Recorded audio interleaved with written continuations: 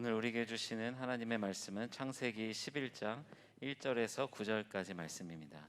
한 절씩 교독하겠습니다. 온 땅에 언어가 하나요 말이 하나였더라. 이에 그들이 동방으로 옮기다가 시날 평지를 만나 거기 거류하며 서로 말하되 자 벽돌을 만들어 견고히 굽자 하고 이에 벽돌로 돌을 대신하며 역청으로 진흙을 대신하고 또 말하되 자 성읍과 탑을 건설하여 그 탑 꼭대기를 하늘에 닿게 하여 우리 이름을 내고 온 지면에 흩어짐을 면하자 하였더니 여호와께서 사람들이 건설하는 그 성읍과 탑을 보려고 내려오셨더라. 여호와께서 이르시되 이 무리가 한 족속이요 언어도 하나이므로 이같이 시작하였으니 이후로는 그 하고자 하는 일을 막을 수 없으리로다. 자 우리가 내려가서 거기서 그들의 언어를 혼잡하게 하여 그들이 서로 알아듣지 못하게 하자 하시고 여호와께서 거기서 그들을 온 지면에 흩으셨으므로 그들이 그 도시를 건설하기를 그쳤더라. 그러므로 그 이름을 바벨이라 하니 이는 여호와께서 거기서 온 땅의 언어를 혼잡하게 하셨음이니라. 여호와께서 거기서 그들을 온 지면에 흩으셨더라. 아멘. 이 시간에는요 한마음 한뜻으로라는 제목으로 창세기 11장의 말씀 나눕니다. 우리가 지난 시간에 홍수 사건을 통해서 이런 이야기를 나눴습니다. 방주 바깥에 있는 피조물들도 이제 이 땅에 물이 차오르기 시작해가지고 산 꼭대기까지 차오르면 결국은요 어떻게 된다고요? 다 죽을 수밖에 없는 운명이다. 그런데 방주 밖에 있는 그런 피조물들만 그런 것이 아니라 방주 안에 있는 피조물들도 똑같은 운명이라는 거죠. 방주가 흔들리면 그 안에 있는 피조물들도 정결하던 부정하던 결국은 다 같이 흔들릴 수밖에 없는 거죠. 혹 방주가 부서지기라도 하면 정결하냐 부정하냐 이런 것 의미 없이 결국은 다 죽을 수밖에 없는 어떤 공동체다? 운명 공동체다 하는 그런 말씀을 여러분과 함께 나눴습니다. 이 운명 공동체를 지키기 위해서 그러면 우리가 어떻게 해야 되느냐? 정결함의 그 압도적인 영향력으로 부정을 어떻게 하라고요? 부정한 것들을 덮으라 하는 그런 말씀도 여러분과 함께 나눴어요. 자, 이제 40주야 내리던 비도 그쳤습니다. 땅에 가득 찼던 물도 이제 다 빠져나가게 되었어요. 창세기 9장 15절에서 16절의 말씀에 보면 하나님께서 이제 이런 약속을 이제 남은 인간들에게 하고 있는 것을 보게 됩니다. 내가 나와 너희와 및 육체를 가진 모든 생물 사이에 내 언약을 기억하리니 다시는 물이 모든 육체를 멸하는 홍수가 되지 아니할지라. 무지개가 구름 사이에 있으리니 내가 보고 나 하나님과 모든 육체를 가진 땅의 모든 생물 사이에 영원한 언약을 기억하리라. 다시는 홍수로 멸하지 않겠다. 우리가 이것을 뭐라고 이야기하죠? 무지개 언약이라고 이야기하죠. 하나님께서 무지개를 통해서 그렇게 언약을 해 주셨습니다. 그리고 이어지는 18절 19절의 말씀에 보면 방주에서 나온 노아의 아들들은 셈과 함과 야벳이며 함은 가나안의 아버지라. 노아의 이 세 아들로부터 사람들이 온 땅에 퍼지니라. 자, 노아의 세 아들들을 통해서 이제 이 땅에 다시 사람들이 번성하기 시작했습니다. 그런데 여러분 그때만 해도 이들은요 모습은 물론 달랐겠지만 다 같은 말 같은 언어를 쓰던 그런 사람들이었어요. 그런데 이들이요 또 일을 벌이는 거예요. 하여튼 이 땅에 번성하기만 시작하면요 일을 벌입니다. 어떤 일을 벌이느냐? 오늘 말씀에 나오는 거예요. 어떻게 보면요 너무 무모하게도 보이고 또 어떻게 보면 대단히 엉뚱하게도 보이는 일인데 어떤 일을 벌입니까? 한마디로 탑을 쌓자는 거예요. 탑을 쌓자. 우리가 이미 알고 있듯이 이 탑이 어떤 탑이었습니까? 바벨탑이었다 이렇게 나오죠. 이 탑을 쌓음으로 인해서 결과를 우리는 다 알고 있습니다. 하나님의 진노를 사게 되었어요. 그래서 결국은 그들이 언어가 갈라지고 그 백성들이 흩어지는 그런 벌을 하나님께로부터 받게 되는 것이죠. 그렇다면 여러분, 이 바벨탑을 쌓은 것이 도대체 어떤 문제였던가? 도대체 탑 하나 쌓은 것이 하나님께로부터 이 정도의 진노를 받을 정도의 죄가 되었는가? 여러분, 우리도 탑 쌓지 않습니까? 뭔가를 기념하려고 하면 이런 저런 탑 많이 쌓지 않습니까? 그런데 이 탑 하나 쌓았을 뿐인데 뭐 그리 큰 죄가 되어서 같은 언어 또 같은 마음으로 일심동체가 되어서 탑을 쌓는 것이요, 서로 분열하고 서로 다투는 것보다 훨씬 나아 보이는데 도대체 무엇이 문제였단 말인가? 여러분, 오늘 4절의 말씀에 보면 이들의 이런 모습이 나옵니다. 성읍과 탑을 건설하여 그 탑 꼭대기를 하늘에 닿게 하여 우리 이름을 내고, 이렇게 나오고 있어요. 오늘 4절의 말씀에 보면 이들이 탑을 쌓자, 그리고 그 탑을 쌓는 이유와 목적이 나오는데 그 이유와 목적이 뭡니까? 하늘에 닿게 해서 어떻게 하자고요? 이름을 내자는 거예요. 내 이름을 내자.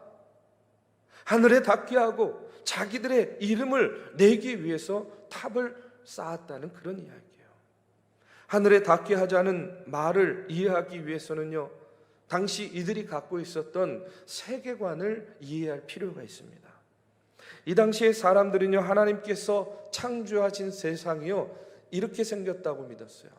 그림을 좀 띄워주시기 바랍니다. 저거 그리느라고 굉장히 힘들었습니다. 여러분 이해하시고 그냥 봐주시기 바랍니다. 자, 옛날 이 당시 사람들이 갖고 있었던 고대 근동의 세계관은요, 지금 저 모습과 같이요, 소위 말해서 큰 원과 같이 하나님께서 이 땅을 창조하신 겁니다. 그래서 땅이 있고 바다가 있어요. 그리고 하늘에는 천장이 있고 땅 밑에도 역시 땅 바닥이 있는 겁니다. 그리고 그 밑에는요, 커다란 터널이 있습니다.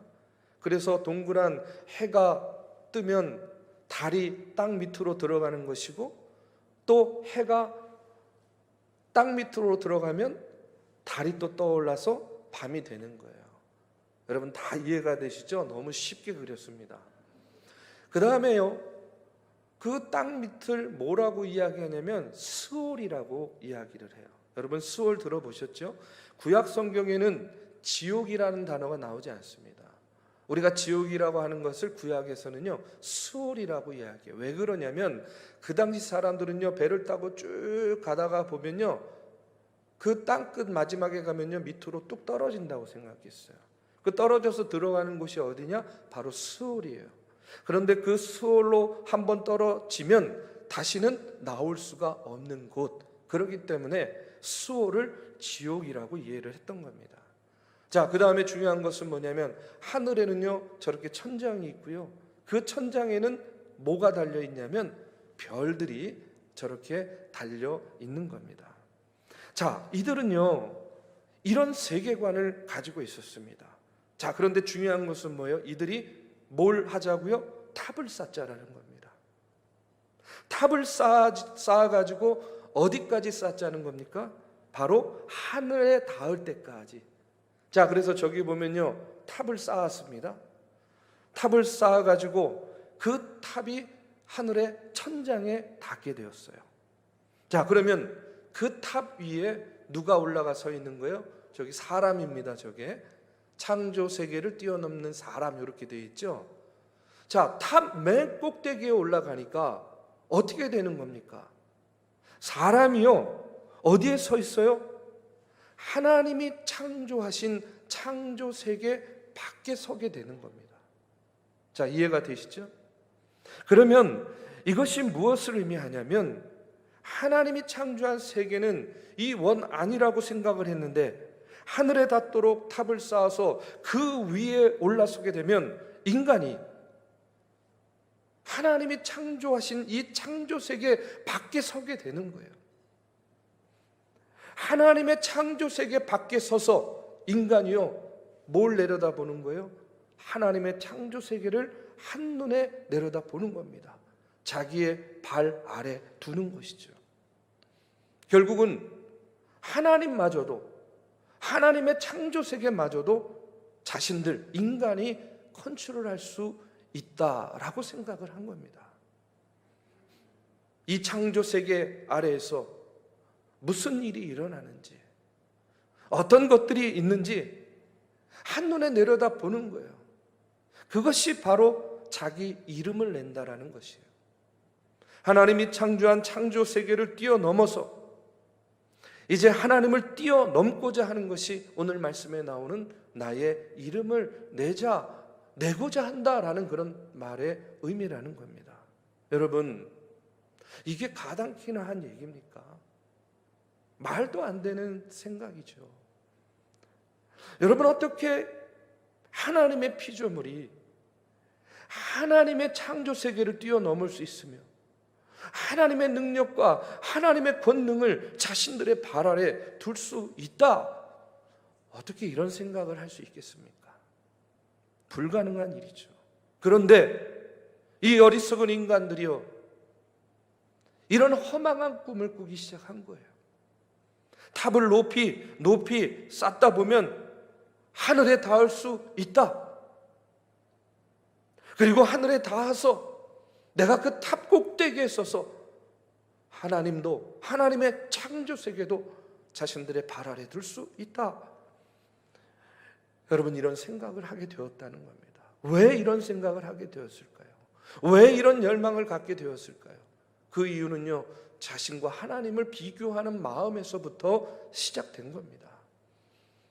하나님과 자신을 비교합니다. 나도 하나님처럼 돼야지, 나도 하나님처럼 될 수 있다라는 그런 교만하고 허망한 생각을 인간이 갖게 되었다는 거예요. 그리고 내 이름을 내자 하는 이유는 뭐냐면, 내가 저 사람과 비교해서 더 뛰어난 사람이 되고자 하는 그런 마음 때문이었다는 거예요.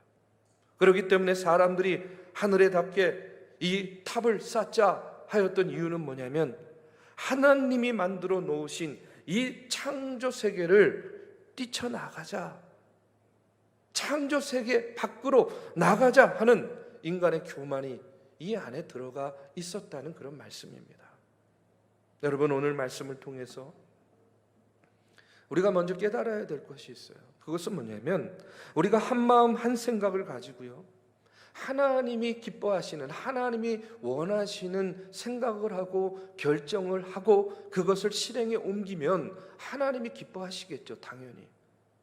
그런데 우리가 한 마음 한 뜻으로 하나님께서 원하시지 않는 딴 일을 계획하게 되면 결국은 오늘 우리도 이 땅에서 바벨탑을 쌓는 것과 같게 된다 하는 사실을 우리가 꼭 기억해야 됩니다. 여러분 보십시오. 이스라엘 백성들이 다 모여가지고 한마음 한뜻으로 하나님 섬기자, 만약에 이렇게 생각하고 이렇게 행동했다면 아무런 문제가 없었을 거예요. 그런데 이스라엘 백성들이 한마음 한뜻으로 하나님께서 원하지 않는 딴 일을 계획하게 되니까 어떻게 됩니까? 당연히 하나님께서는요, 그들을 흩으실 수밖에 없는 거 아니겠어요? 떼어놓을 수밖에 없잖아요. 모이면 엉뚱한 일 계획하니까, 모이면 당신이 원하지 않는 일들을 자꾸 도모하니까 하나님은 어떻게 해야 돼요? 그들을 흩으실 수밖에 없었다는 겁니다. 모이는 것이 흩어지는 것만 못하게 된 거죠. 언어가 같은 것이 차라리 언어가 다른 것만 못한 그런 모양새가 되었다는 거예요. 여러분, 해외 선교지를 나가서 받는 은혜가 뭔지 아십니까? 아마 여러분 해외 선교 나갔다 오신 분들 그런 경험들이 있을 거예요. 뭐냐면 말은 안 통하는데요, 은혜가 돼요. 말은 안 통하는데 서로 다른 언어로 하나님께 예배하는데, 말이 안 통해도 그냥 눈빛만 봐도 은혜가 되고 감격이 넘치고 눈물이 나고 하나님께 찬양과 영광이 절로 나오는 그런 경험들 아마 여러분들 해보셨을 겁니다. 그런데 오늘 우리의 현장은 어떻습니까? 같은 언어로 같은 말을 하고 우리가 함께 예배하고 또 하나님의 귀한 사역들을 계획하는데 말도 같고 언어도 같고 문화도 같고 다 같은데 왜 이렇게 문제가 많은지 모르겠어요. 의심과 비난이 그치질 않습니다. 우리 사랑하는 믿음의 성도 여러분, 우리가 모이는 것이 중요하죠. 하나의 언어, 하나의 마음, 하나의 뜻을 가지고 모이는 것 얼마나 중요합니까?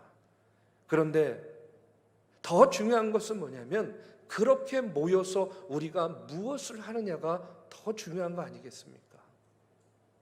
모여서 우리가 바벨탑을 쌓을지 아니면 모여서 하나님을 찬송할지, 여러분 이것은요 우리가 정하는 거예요. 우리가 결정하고 우리가 계획하고 우리가 행동에 옮기는 겁니다. 모여서 나만 위한 그런 신앙생활을 도모할지 아니면 하나님께서 원하시는 사명을 감당할지, 여러분 우리에게 달려 있는 겁니다. 사랑하는 우리 믿음의 성도 여러분, 무엇을 하시겠습니까?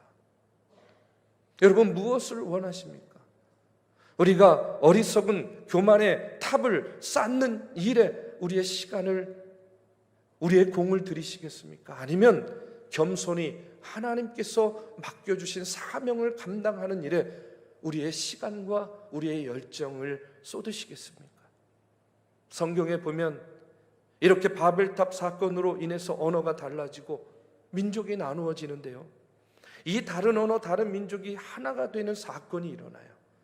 그것이 어디에서 일어나냐면 신약 성경에 보면 사도행전 2장에 보면 오순절 마가의 다락방에 120명의 성도들이 모여서 기도할 때예요.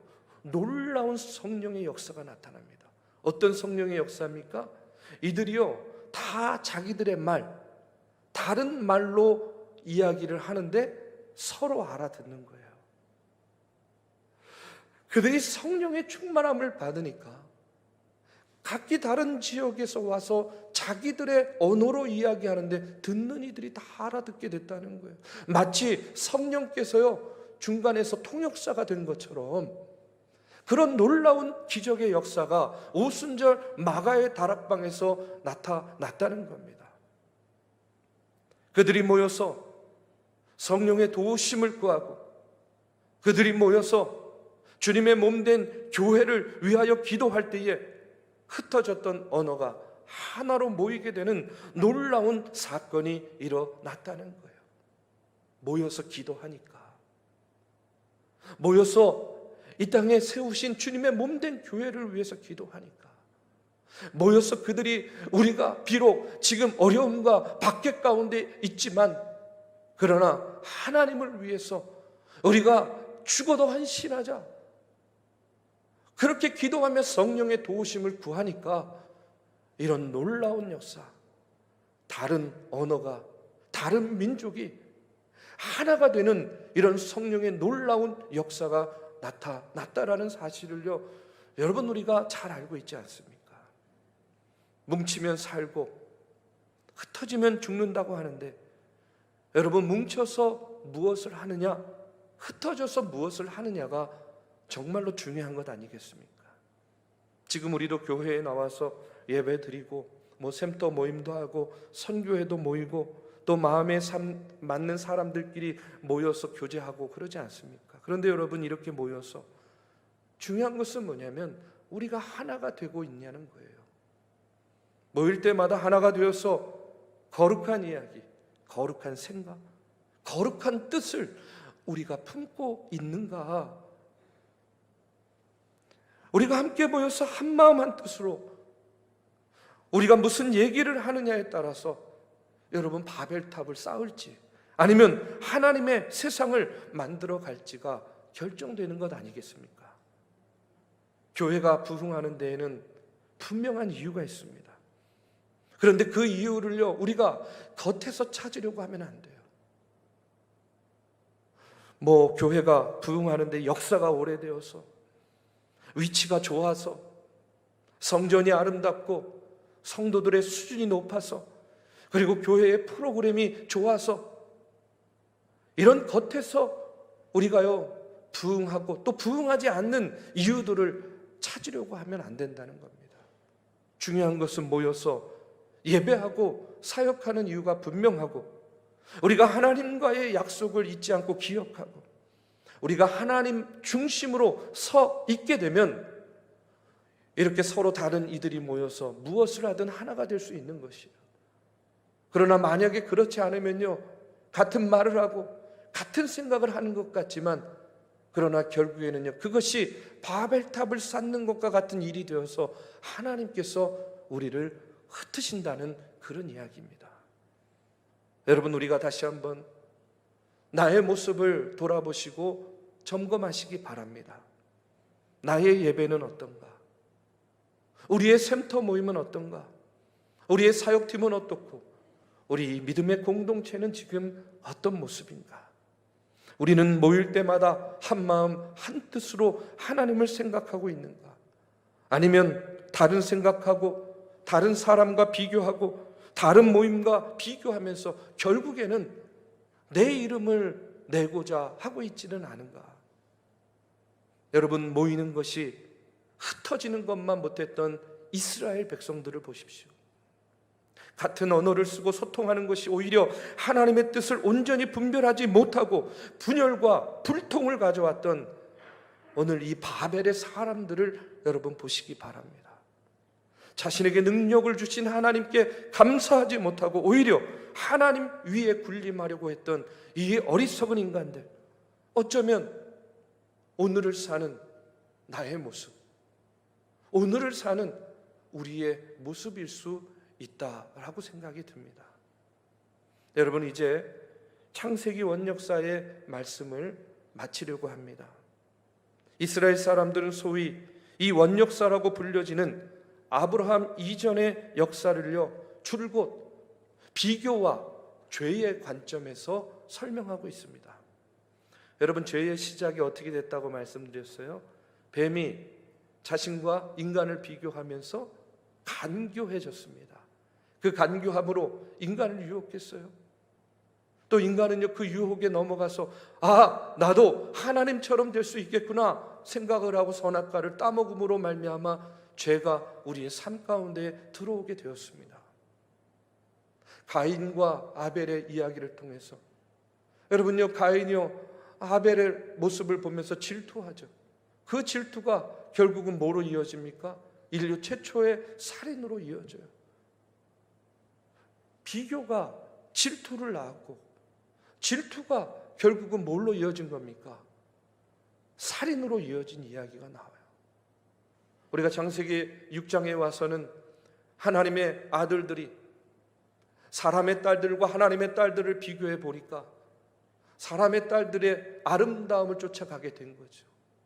거룩한 것이 속된 것을 보고 그 속된 것을 거룩하게 만들어야 되는데 거룩함을 포기하고 오히려 속된 것을 쫓아감으로 그 결과는요 이 땅에 뭐가 나왔어요? 네피림, 용사들이 나오는 겁니다. 용사들이 나오니까 싸움과 다툼과 전쟁이 그치지 않는 거예요. 그로 인해서 죄가 만연한 이 땅을 보시고 하나님이 한탄하셨습니다. 그리고 이 땅을 심판하시기로 작정하셨어요. 그리고 이제 하나님의 심판 가운데에서 살아남은 노아의 가족들을 통해서 다시 인간의 역사가 시작되었지만 이들은 또 어리석게도 오늘 말씀에 나오는 것과 같이 교만의 탑, 바벨탑을 쌓으면서 결국 나도 우리도 하나님과 같이, 아니 하나님 위에 서는 그런 존재가 되어야 되겠다라는 그런 어리석은 생각을 갖게 되었습니다. 끊임없이 비교를 통해서 죄 가운데 서는 이 인간의 모습을 보면서 여러분, 이스라엘 백성들은요 이와 같은 비교의 본성이 결국 인류와 자신의 민족을 완전히 박살내 버렸다, 흩어버렸다 라고 이렇게 깨닫게 된 겁니다. 그리고 이런 비교의 본성, 이런 죄의 본성이 오늘을 사는 우리들의 마음 가운데에도 여전히 남아있고 존재함으로 말미암아 결국 비교를 통해서 우리가 죄의 종노릇하는 그런 인간이 될 수밖에 없다 하는 사실을 다시 한번 우리에게 알려주고 깨닫게 하고 있습니다. 사랑하는 우리 믿음의 성도 여러분, 저는요 이스라엘 원역사의 말씀을 통해서 여러분 딱 한 가지만 기억하면 좋겠어요. 그것은 뭐냐면 이 말씀에 나오는 이들과 같이요, 이와 같이 어리석은 비교를 하지 마시기를 바랍니다.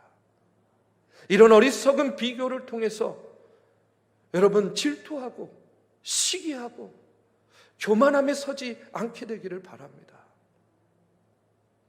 우리는 결코 하나님을 뛰어넘을 수 없어요. 하나님은 우리의 결코 비교 대상이 되지 않습니다. 그리고 하나님께서 존귀하게 만드신, 보시기에 너무나도 심히 좋아하셨던 우리 서로는요 비교의 대상이 아니에요. 우리는 서로 존중해야 될 대상입니다. 나에게 하나님의 형상이 있듯이 당신에게도 하나님의 형상이 있습니다. 나에게 하나님의 속성이 있듯이 그대에게도 하나님의 속성이 있습니다. 그런 마음을 가지고 서로 존중하고 나보다 남을 낮게 여기고 서로 사랑하는 것이요, 오늘 우리가 이 땅에 살면서 하나님께서 가장 바라고 원하시는 모습이라고 저는 믿습니다. 여러분, 굳이 비교를 하려면 거룩한 비교를 하시기 바랍니다. 나도 저 사람처럼 하나님을 사랑하는 사람 돼야지. 나도 저 사람처럼 하나님께 사랑받는 사람 돼야지. 나도 저 사람처럼 하나님의 사명 감당하는 사람 돼야지. 나도 저 사람처럼 하나님께 헌신하는 사람 돼야지. 여러분, 나도 저 사람처럼 그리스도의 향기를 내어 바라는 그런 사람 돼야지. 여러분, 이런 거룩한 비교를 통해서 하나님께서 기뻐하시는 일에 쓰임받는 하나님의 가장 보기 좋은 피조물, 그리고 하나님께서 원하시는 그런 귀한 공동체를 만들어 나가고 세워 나가는 우리 중앙의 성도님들 되시기를 이 시간 주님의 이름으로 축복합니다.